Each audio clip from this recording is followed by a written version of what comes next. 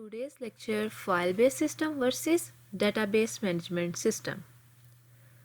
Start करते हैं आज का लेक्चर।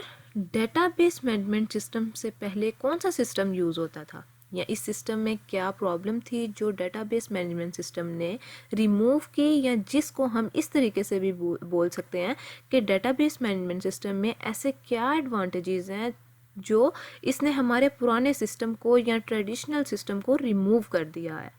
तो यहाँ हम बात कर रहे हैं फाइल सिस्टम की, मतलब डेटाबेस मैनेजमेंट सिस्टम से पहले क्या यूज़ होता था हमारे पास, file system. It doesn't mean कि आज के टाइम में यूज़ नहीं होता है। इसके स्मॉल और रियल लाइफ एग्जांपल है कि जो सिनेरियो था 1970s में का, वहाँ पे डाटा को कैसे एक्सेस करते थे कि जैसे मैं यूज़र हूँ और मेरे सिस्टम में डाटा है और मैं इस डाटा को एक्सेस कर रही हूँ, मतलब मैं एज अ यूज़र डाटा को सेव कर रही हूँ और मैं ही इसे यूज़ करती हूँ। ठीक है, अब इस केस में फाइल सिस्टम का हम यूज़ कैसे कर सकते हैं, बिकॉज यूज़र हमेशा डाटा को मैनेज कैसे करता है, फाइल्स की फॉर्म में। तो मेरे लिए बहुत इजी है कि मैं इससे अपनी ड्राइव्स बना के, जैसा कि आज के टाइम पे हम देखें तो हमारे लैपटॉप में क्या आता है, फाइल सिस्टम, जो कि ऑपरेटिंग सिस्टम में बिल्ड होता है। फाइल सिस्टम जैसे NFS, CIFS यूज़ होते हैं। तो इसमें क्या होता है कि जो भी डाटा हम ड्राइव के अंदर जो है फोल्डर बनाते हैं और सब फोल्डर बनाते हैं, तो वो किस फॉर्म में होते हैं, हिरारिकल फॉर्म में डाटा को स्टोर करते हैं। That is what the use of file system. लेकिन फिर डेटाबेस मैनेजमेंट सिस्टम को क्यों यूज़ कर रहे हैं हम, जब फाइल सिस्टम प्रॉपरली चल रहा है तो हम डेटाबेस को क्यों यूज़ कर रहे हैं, because we are now using the client server architecture. Client server architecture means कि जो हमारा डाटा है वो सिर्फ मेरे पास नहीं है, मतलब मेरे डाटा को सिर्फ मैं ही एक्सेस नहीं कर रही हूँ, मेरा डाटा एक सेंट्रलाइज्ड लोकेशन पर है और इस डाटा को ऑल ओवर द वर्ल्ड तमाम यूज़र जो होते हैं ना वो यूज़ कर रहे होते हैं। ये मेरा सर्वर है, तो इस सर्वर में मेरा डाटा पड़ा है, तो इस सर्वर के साथ और भी बहुत सारे यूज़र्स अटैच हैं इस सर्वर के साथ और इस डाटा को एक्सेस करने की कोशिश कर रहे हैं। अब इस केस में जहाँ पे मेरे यूज़र जो हैं वो all over the world present है, अब तो वो डाटा को यूज़ कर रहे हैं, तो इस टाइम पे फाइल सिस्टम को यूज़ नहीं कर सकते हैं। इस वक्त पे हमें डेटाबेस मैनेजमेंट सिस्टम को यूज़ करना पड़ेगा। तो आइए हम लोग फाइल बेस्ड सिस्टम को पहले देखते हैं कि फाइल बेस्ड सिस्टम हमारे पास होता क्या है। File based system, the file based system is basically a way of arranging the files in a storage medium। के हमारे पास एक वे होता है, अरेंज किसको करता है, फाइल को, किसके अंदर, स्टोरेज मीडियम के अंदर, लाइक हार्ड डिस्क। मतलब कि हमारा जितना भी डाटा हमारे लैपटॉप्स में मौजूद होता है वो हार्ड डिस्क के अंदर स्टोर होता है। File system consist of different files. File system जो होता है डिफरेंट फाइल्स, मतलब पता है हम लोगों ने फोल्डर्स बनाए होते हैं, उसमें मुख्तलिफ फाइल्स होती हैं, ठीक है, which are grouped into directories. The directories further contain other folder. जो डायरेक्टरीज होती हैं ना वो फर्दर फोल्डर्स और फाइल्स में डिवाइड की होती हैं। The file system perform basic operations like management, file naming, giving access rules. ठीक है, फाइल सिस्टम जो होती है वो क्या बेसिक फंक्शन परफॉर्म करती है, वो मैनेज भी करती है फाइल्स को, उनको नेम भी देती है और उसके अंदर जो हम लोगों ने रूल्स, मतलब कि उनके अंदर रूल्स एक्सेस करने होते हैं ना, वो भी हमें प्रोवाइड करती है। तो एग्जांपल देखते हैं इसकी। फर्स्ट पे हमारे पास ग्रुप 1 ऑफ यूज़र, उसमें एप्लीकेशन भी हमारे पास 1 है, तो इसका मतलब ये है फाइल सिस्टम में ये होता है कि अगर एक यूज़र उसको काम कर रहा है ना तो वो ही उसको यूज़ कर सकता है। अब ग्रुप 2 में 2 यूज़र्स हैं तो वो 2 यूज़र ही उस एप्लीकेशन को यूज़ कर सकते हैं, उस फाइल को यूज़ कर सकते हैं। तो अगर n नंबर ऑफ़ यूज़र हो जाए, ठीक है, मतलब कि जितने मर्जी कह लें, 10 कह लें, 12 कह लें यूज़र्स है हमारे पास, तो वो ही ऑथोराइज्ड यूज़र ही इसे यूज़ कर सकते हैं। तो ये था हमारे पास file based system. Database management system क्या होता है, database management system is basically a software. सबसे पहले ये याद रखें कि डेटाबेस मैनेजमेंट सिस्टम जो है ना वो हमारे पास सॉफ्टवेयर होता है that manages the collection of related data, जो कि अपने डाटा के कलेक्शन को मैनेज करता है। It is used for storing data and retrieving the data effectively when it is needed. मतलब जब भी हमें किसी डाटा को स्टोर करने की ज़रूरत हो, रिट्रीव करने की ज़रूरत हो, तो ये इसलिए हमारे पास यूज़ होता है। It also provide proper security measures for protecting the data, और ये हमें क्या सिक्योरिटी प्रोवाइड करता है, डाटा को प्रोटेक्ट करने की फ्रॉम अनऑथोराइज्ड एक्सेस। मतलब कि हम ये नहीं कह सकते हैं कि अगर हमने all over the world use करेंगे लेकिन अथोराइज्ड पर्सन हमारे पास यूज़ करेंगे। Okay, in database management system the data can be fetched by SQL queries. मतलब हम लोगों ने अपने डाटा को सर्च करना है लैपटॉप के अंदर से, तो हम लोग एसक्यूएल क्यूरीज लगा के उस डाटा को सर्च कर सकते हैं एंड रिलेशनल अलजबरा और रिलेशनल अलजबरा की मदद से। It also provides mechanism for data recovery and data backup. ये एक बहुत ही बड़ा बेनिफिट होता है कि हमारा अगर डाटा लॉस हो जाता है तो उसकी रिकवरी की जाए, तो हमारा डाटा वापस आ जाए। रिकवरी भी हो सकती है, बैकअप भी हो सकता है, जिसकी वजह से हमारा डाटा हमारे पास वापस आ जाता है। तो इसकी हमारे पास एग्जांपल है डेटाबेस मैनेजमेंट सिस्टम है हमारे पास, ये एप्लीकेशंस है हमारे पास 3, वो हमारे पास एप्लीकेशंस यूज़ हो रही हैं और वो एप्लीकेशन कौन यूज़ कर रहा है, यूज़र जो है हमारे पास। तो आइए डेटाबेस मैनेजमेंट सिस्टम में और फाइल सिस्टम में फ़र्क देखते हैं कि इनमें क्या डिफरेंस है, क्यों ये दोनों आपस में डिफरेंट हैं। ठीक है, ये देखते हैं database management system versus file system के इन दोनों के अंदर कौन कौन से डिफरेंस हैं जिसकी वजह से ये अलग हैं। Difference between file system and database management system. File system and database management system, way of arranging the file in a storage medium with in a computer. मतलब कि फाइल सिस्टम के अंदर जो फाइल्स होती हैं उनको जब स्टोर किया जाता है तो वो कंप्यूटर के अंदर होती हैं, वो फाइल्स की फॉर्म में स्टोर होती हैं। लेकिन database management system is a software for managing the database. मतलब कि डेटाबेस मैनेजमेंट सिस्टम तो हमारे पास एक सॉफ्टवेयर है, ठीक है, वो डेटाबेस की मदद से अपना सारा डाटा जो होता है उसको मैनेज करता है। सेकेंड है हमारे पास, it is less expensive than database management system. मतलब कि फाइल सिस्टम जो है ना उसके अंदर कॉस्ट भी नहीं लगती है, ठीक है, लेकिन जो हमारे पास डेटाबेस मैनेजमेंट सिस्टम है एग्जैक्टली वो हमारे पास सॉफ्टवेयर है, तो सॉफ्टवेयर खरीदना है जब हम लोगों ने तो वो हायर कॉस्ट होगा देन फाइल सिस्टम के। Third point is there is no data independence. There is no data independence, ठीक है, इसका क्या मतलब होता है, जब भी हम डाटा को सर्च करते हैं by using file system we required attributes. ठीक है, हमें एट्रीब्यूट्स मतलब मुझे इस फाइल का नेम, फाइल लोकेशन, फाइल की परमिशन, वो जो डाटा मैं एक्सेस कर रही हूँ इस डाटा का मेटा डाटा चाहिए। जब वो मेटा डाटा मुझे मिल जाएगा, अब आप बोलेंगे कि what is Meta data. Data about data, मतलब जो पर्टिकुलर फाइल के बारे में डाटा है वो पहले मुझे चाहिए। जैसे नॉर्मल हम अपने सिस्टम में किसी फाइल को एक्सेस करते हैं तो लोकेशन आती है C:/folder1, इस तरह से डेट इज़ अ लोकेशन। मतलब लोकेशन मेरे पास होगी तो मैं डाटा को एक्सेस कर सकती हूँ, लेकिन डेटाबेस मैनेजमेंट सिस्टम में कोई लोकेशन नहीं है, ये टोटली इंडिपेंडेंट है। Independent means where the data is actually store, कि जो यूज़र है इस डाटा में,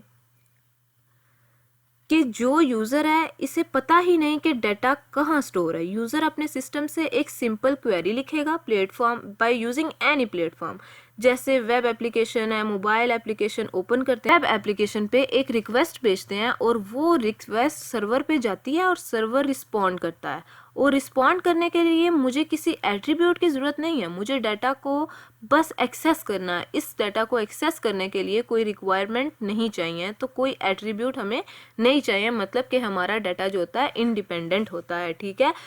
there is no data independent. File system जो होता है उसमें डाटा इंडिपेंडेंस नहीं होता है, लेकिन डेटाबेस मैनेजमेंट सिस्टम में क्या होता है, independence exist two ways. Logical data भी हो सकता है और वो हमारे पास फिजिकल डाटा भी हो सकता है।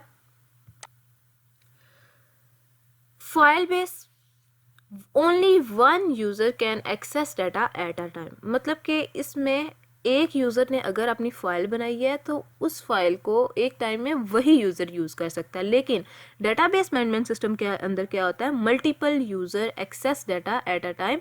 मतलब कि मल्टीपल यूज़र जो होते हैं ना अपना डाटा जो है ना एक ही टाइम में एक्सेस कर सकते हैं, ठीक है। To access data in a file, user requires attributes such as file name, file location। जैसा कि हम लोगों ने पीछे इंडिपेंडेंसी के अंदर बात की थी कि जो होता है ना फाइल बेस, वो हमारा जो होता है ना एट्रीब्यूट्स को यूज़ करते हुए हमारी जो मतलब डाटा को एक्सेस करता है ना, वो एट्रीब्यूट को यूज़ करते हुए करता है। मतलब कि C:\folder1:/folder2 that is a location. ठीक है, मुझे लोकेशन मेरे पास होगी तो मैं डाटा को एक्सेस कर सकती हूँ, लेकिन डाटाबेस में कोई लोकेशन नहीं है, इसमें कोई एट्रीब्यूट यूज़ नहीं होता है। मतलब database no such attribute are required, इसके अंदर किसी भी एट्रीब्यूट की ज़रूरत नहीं होती है। ठीक है, हम लोग खुद से सर्वर पर जाते हैं, हम लोग उधर रिक्वेस्ट भेजते हैं, सर्वर जो होता है वो रिस्पॉन्ड करता है, तो इसमें हमारे पास किसी भी एट्रीब्यूट की ज़रूरत नहीं होती है। नेक्स्ट है हमारे पास फाइल बेस में, it gives detail of storage and representation of data. ये हमें स्टोरेज की और उसकी रिप्रेजेंटेशन ऑफ डाटा की डिटेल्स प्रोवाइड करता है। But database management system it hide the internal detail of the database. मतलब कि डेटाबेस हमारे पास एक सॉफ्टवेयर है, तो वो जो होता है ना, वो इंटरनल स्टोरेज उसकी जो मतलब उसका जो डाटा होता है, उसके पीछे जो काम हो रहा होता है, उसको हाइड करके रखता है। वो यूज़र्स को नज़र नहीं आ रहा होता, वो सिर्फ डेटाबेस के सॉफ्टवेयर को ही पता होता है कि मैंने क्या करना है। File system search 1 KB data but they provide 25 GB। अब इसका मतलब क्या है? इसका मतलब ये है कि जब हम डाटा को सर्च करते हैं, जैसे हम IRCTC की बात करें तो हम किसी IRCTC में एक ट्रेन को सर्च करें। ठीक है, लेट्स से हम 1 KB डाटा को सर्च कर रहे हैं, मतलब मुझे एक पर्टिकुलर ट्रेन की डिटेल्स फाइंड करनी है। अगर वहाँ पे फाइल सिस्टम का यूज़ होगा तो क्या होगा, मेरे पास पूरी की पूरी फाइल आ जाएगी कि पूरी की पूरी ट्रेन की डिटेल्स आ जाएंगी। मतलब मैं 1 KB का डाटा सर्च कर रही हूँ, लेकिन मेरे पास डाटा क्या आ रहा है, अप्रॉक्सीमेटली 25 GB का। ये बस एक एग्जांपल है, 25 GB का डाटा ट्रेवल हो रहा है जिसमें टाइम लगेगा, और 25 GB डाटा मेरी मेमोरी में आ रहा है, और बहुत सारी अननेसेसरी जो मेमोरी है वो यूज़ होगी, और इस डाटा में मुझे सिर्फ 1 KB का डाटा सर्च करना है, विच इज़ कॉम्प्लेक्स थिंग।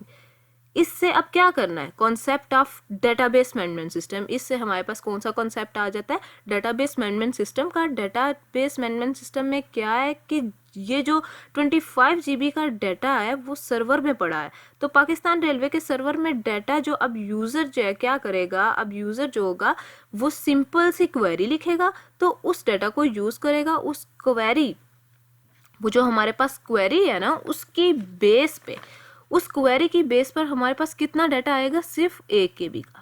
ठीक है, इसमें मेमोरी यूटिलाइजेशन जो है ना वो भी एफिशिएंट होगी। तो क्या है, search 1 KB data but they provide 25 GB। मतलब कि ये फाइल सिस्टम जो है ना, हम लोग 1 KB का डाटा मांग रहे हैं लेकिन वो 25 GB का आ जाता है। तो फाइल सिस्टम को इसलिए भी रिमूव करके डाटाबेस मैनेजमेंट सिस्टम को लाया गया, क्योंकि search 1 KB and they provide 25 GB with the use of SQL। मतलब कि अगर हम लोग 1 KB का डाटा सर्च करेंगे एक क्वेरी के ज़रिए, SQL की क्वेरी के ज़रिए, यूज़ ऑफ SQL, हम लोग उतना ही डाटा हमें मिलेगा जितना हम लोग सर्च कर रहे हैं।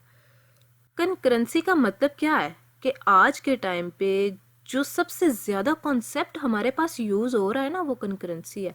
अब हम देखते हैं इसका मतलब क्या होता है। मतलब मल्टीपल पीपल एक ही टाइम में डाटा को एक्सेस कर रहे हैं, और ये सबसे इम्पोर्टेंट है आज के टाइम में। अगर हम बात करें IRCTC की, कि पाकिस्तान रेलवे को ही डिस्कस करते हैं, पहले अभी पता है हम लोगों ने उसकी एग्जांपल देखी है। तो यहाँ ये जो डाटाबेस मैनेजमेंट सिस्टम क्या है, थोड़ा सा थ्योरेटिकल कंसेप्ट है स्टार्टिंग में, लेकिन अगर हम इसमें एक एग्जांपल के साथ रियल लाइफ एग्जांपल देख लें, तो रियल लाइफ में तो हमारा कॉन्सेप्ट जो होता है ना अच्छे तरीके से कवर हो जाता है। ठीक है, अगर हम पाकिस्तान रेलवे की बात करें तो मैं एक ट्रेन बुकिंग करना चाहती हूँ, तो मैं सोचती हूँ यहाँ हमें क्या लगता है कि क्या अकेले हम ही सिर्फ इसको यूज़ कर रहे हैं, नहीं, रोज़ 2 से 3 लाख की ट्रांजैक्शंस होती हैं IRCTC के सर्वर पर। अब इतनी ट्रांजैक्शन हो रही हैं एक ही टाइम में, मींस 2 से 3 लाख ट्रांजैक्शन एक ही टाइम में है। अब इतने से टाइम में इतने यूजर्स एक ही टाइम में डाटा को एक्सेस कर रहे हैं, तो हमारे पास ये क्या होगा,